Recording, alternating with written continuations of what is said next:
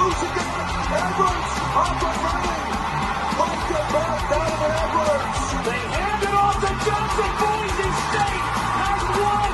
Right now, and they take a downfield shot. And the catch is made. It's Riley Williams. Goes to the free. Touchdown.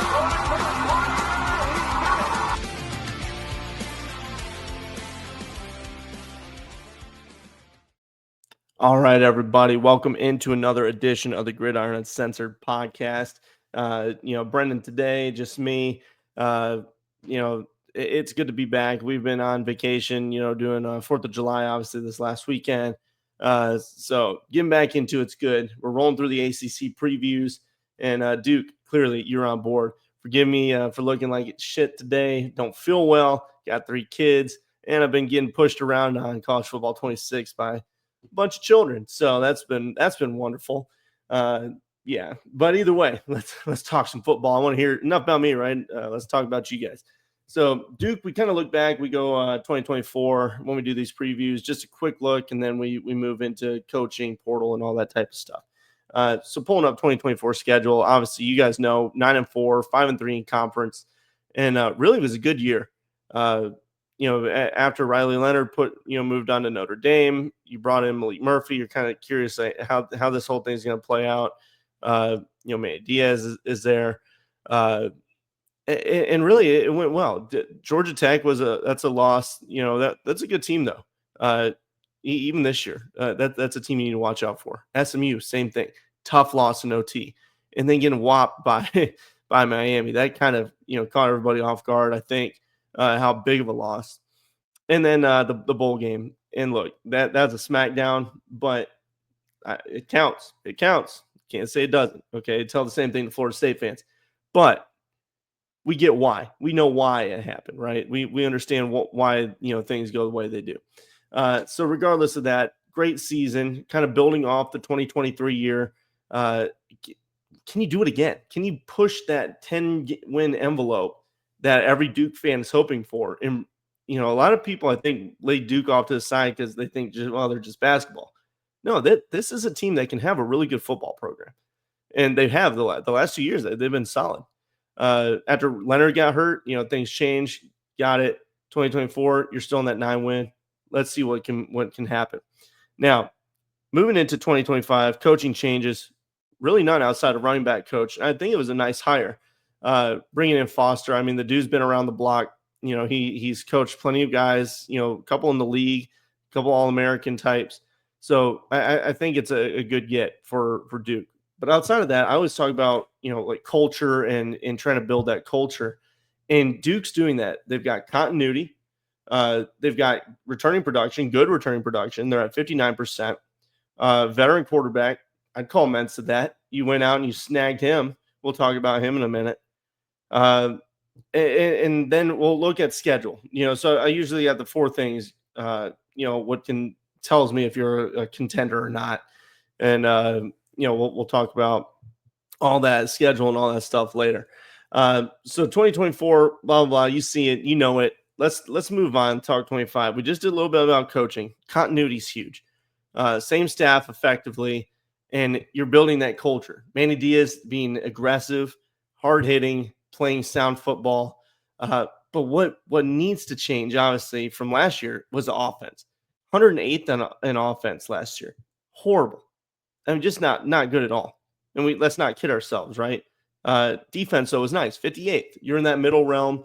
That's enough to keep you in most games.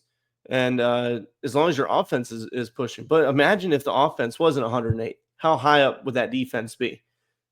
Something to think about. A lot of people just look at it straight up, just the numbers. But no, there's reasons things happen. So what do you do to fix this offense? Well, you go hit the transfer portal. And we'll talk about that real quick. Transfer portal, not big. 9 incoming, 14 out. About the 66th class in the country. So it's nothing shiny, nothing crazy. But what you did is you go on and you got people that are going to step up. Castle at running back. That's a guy from App State that can help immediately. Landon King coming in, a good sized body for a tight end coming over from Utah. But then the most important one, Darian Mensah. Well, maybe, yeah, he's the most important. The second one I haven't said yet in my mind. Darian Mensah, huge guy to go out and get.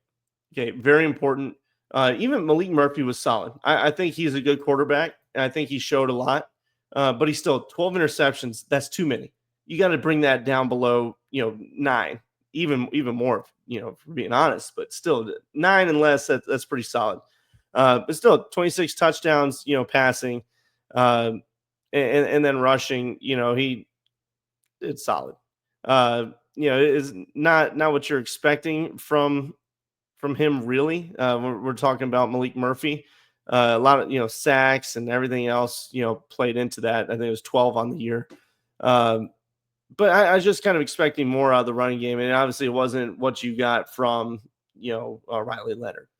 So now you bring in Darian Mensah, and I think this is an upgrade. And argue with me if you want. I don't know if you agree, but Darian Mensah, when you look at his stats, 22 touchdowns, 6 interceptions last season. He had 132 rushing yards. So I mean, it's not a lot, but it's better than what Murphy had last season. His was in the negative, even though he's mobile. But then you look at, again, the passing. You're at 65% completions, almost 30,000 yards passing, 22 touchdowns, and that's at Tulane. Now, even in the games that he played against Kansas State and Oklahoma, 2 touchdowns, 1 interception against KSU, 1-1 versus OU, and the whole team's outmatched. It's not just on him. And they still were in each of those games because of his ability, as well as some other pieces on Tulane. I like that team a lot. But either way, you go on and bring him in. It's incredibly important for this year to get the offense on track. Now, who is he going to throw to? We got a couple guys coming back. All right. Keyshawn Brown, that's one. Higgins is another. But the other guy that I want to mention is Andrell Anthony. And some people look at that and like, well, he's been injured and all these things. Yeah, I got it. Totally got it. But in Michigan, before he was injured, he showed out in times. And, he looked really impressive. I'm a Michigan fan. I hated seeing him leave. And then that year at Oklahoma, when he first got in there, he looked really freaking good. He was stepping out. He was showing out. And then the injuries, came in. So if he's back to healthy and back to good, I think that's going to be a hell of a target for Mensah to throw to. Deep threat, great route runner, all that stuff in between. I think that's such an important target to pair on with guys that you have coming back. I think it was the 3rd and 4th receivers from the year prior coming back with Brown and Higgins. The thing also, offensive line is another one coming back. Yeah, 4 offensive linemen returning. And I know a lot of Duke fans, you know this, but if you're a fan from another team, you like to scout other teams. You like to listen to what maybe teams in your conference are doing. It's another reason why we do these season previews. 4 offensive line return. They're solid in pass pro. When you look at the stats on pass protection, they were really solid there. But again, the run game just was not moving the way that you wanted it to. It was, 127th run offense, 129th on 3rd downs in 2024. So again, it just paints the picture that this team just could not get it done in crucial moments. And if you can't run, you're not going to win a ton of games. Now, somehow they still managed to get the 9 wins without being able to run well. So imagine if they can get this run game going, if this offensive line gets squared away and gets moving up front. And you go look at, again, you got Jordan Larson coming in from on the offensive line, South Dakota type. And then really that was it. That's all you plugged in from the portal. But then recruiting and everything else matters. It's not all just about transfer portal. So you get the offensive line with a quarterback that's a better passing threat in my mind than what Malik Murphy was. Okay, now you're going to have the run game start to open up a little bit more, but they're still going to be pushed from the up front. Backside or in the offensive backfield, Jaquez Moore, he's back from injury. That's going to be important. He missed last year, and then Jones, coming in as well for running back. Also, Mensah's ability is enough to keep a defense honest. It's not like he's going to go out and run, like what we saw Cam Ward do. But, it's something that'll keep people on their toes, keep defenses on their toes. So now let's look at the defense real quick. Sack protection returns. We talked about it again already. Returning production across the whole board is 59%. Defense is solid. S&P Plus has this team as 41st, and the defense is really carrying that. So again, I mentioned it. Defense was 58th in the country, but if that offense can get the run game going, control the clock a little bit more, I think there's no reason that they can't push up the chart on that. Like I said, the production returning up front, a lot of sack production. The defensive line, I think, is going to be just fine. Going to be nice. The back end's got talents. Terry Morey's trying to get back to healthy, and I think he got injured late at the end of season last year. I think it was in the bowl game. I had to double check.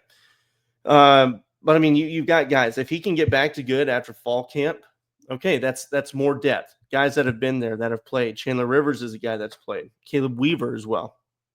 Linebacker. I think this is also a solid position on this team. I'd like to see how well they step up. The depth guys, coming in from last year, they're stepping into larger roles.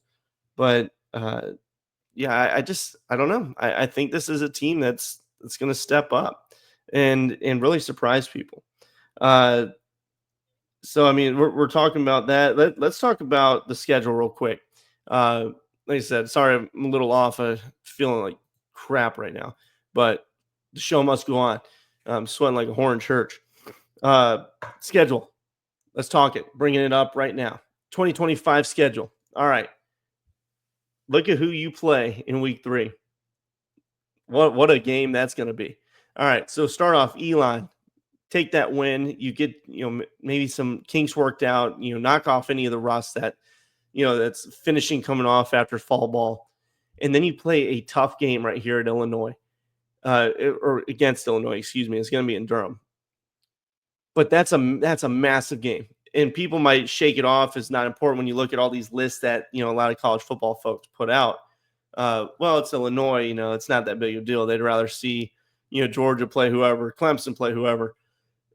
No, this is an important matchup. 1 for Illinois because they have playoff aspirations, but 2 for Duke to really gauge where this offense is, because Illinois is going to be a tough team. If you don't know about Illinois, Duke fans, I'm telling you, I think this team is going to be solid. It's a hell of a gauge point. And then you go play a solid Tulane team. Yes, they lost Mensa, but they still have pieces. We did a preview on them. If you want to go check it out, it's on our YouTube page, also on our podcast platforms. Go check it out. NC State, that's a team that, again, nobody's really looking at. They're everybody's, saying, they're not going to be anything this year. So that's usually a dangerous sign for NC State. Excuse me. And then you go play Syracuse, which, they lose Kyle McCord, but they still have players. That's going to be another battle. But I think what you guys have, especially on defense, is going to keep you in on every single one of these games this year. Cal, I'm chalking that up as a win. Georgia Tech's going to be a toss-up. That's a tough team. I like them a lot. We've done previews from a lot of these teams that you see so far, and we're going to have a couple for the ACC coming back out after this one too. Top deck, Clemson, SMU, that type. Then you take it. The bye weeks are kind of set up funky, but I kind of like the way they are. When you look at it, you get done with that first stretch, reassess yourself. Go beat Georgia Tech. Gives you a week of planning for that tough team. And then you get a break as well before you go play national title contender and hopeful, which everybody's saying it. I believe it myself, in Clemson. And you're at Clemson. And then after that, you cannot be let down. Say you lose to Clemson. You cannot be let down by UConn because they're going to be a stingy team this year. I know it's UConn, but I'm telling you, they've got pieces that can be dangerous, that can really upset a team if you're not prepared.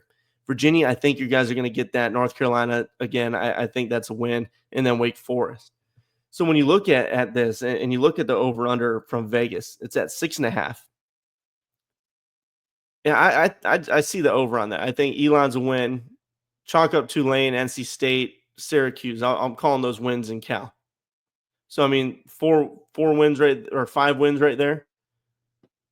And then you got to, manage beating UConn, Virginia. I see it. I see another 9-10 win season here. And let me know if I'm being over optimistic. I don't know. I feel good about it. Elon again win. Illinois, that's gonna be a toss up. Total toss up. I could see Illinois winning that game. Mensa early, playing against a veteran quarterback, out of Illinois, guy that's comfortable with this team. I could see that being a loss early, and then you get stuff figured out. You go out and beat Tulane and run the rest of that first stretch before the bye week. Georgia Tech, even if you lose that one, in Clemson, say you lose the two in the middle, it's only 9-3 season right there, and then you go play for a bowl game. Say you lose Georgia Tech, Clemson, and Illinois, you win out the rest. Would you guys consider that a good year, or is that rough because you lose to the best teams on the schedule? I don't know. I mean, I'd still chalk that up as a win. You're playing 9 wins, maybe right on the edge of playoff hopes, depending on where you're at. And see, maybe you knock one of those off. There's your 10 wins right there. So I like this team. I like what they have. It all hinges on that offense and getting the line rolling, getting the running game going. But I think Mensa is going to be just fine for you guys. Give them maybe a week or two to settle in, 3 weeks. Tulane, if you lose to Illinois, you got to beat Tulane and set up that run right there into October. So, guys, let us know what you think. Let us know how you're feeling about it. I feel good about this team. I like what coaching staff's doing. I like the continuity. I will say the schedule is pretty solid. There's tough moments. Every major conference is going to have those battles throughout the week, but your big ones are kind of broken up nicely that you should be able to get one of them. And if you can't, it sucks. But the rest of it sets up nice to where, again, I see at least 8, 9, 10, somewhere in that range. There's no way. I don't see you going under. If you go under, some crazy stuff's happen, massive injuries or whatever. So again, let us know in the comments. You can follow us on YouTube. We would appreciate a subscription, obviously. And check us out on in any of the platforms for podcasts. Spotify, Apple, all that stuff. And then we're on Twitter. It's probably where most of you will find us pretty heavy on there. So we appreciate your time. Hope you guys enjoy it. Let me know what I'm missing. Or again, if I'm being too optimistic, do you guys not have as high hopes? I think you should, but whatever. Holler at us later. We'll see you around. Thanks again.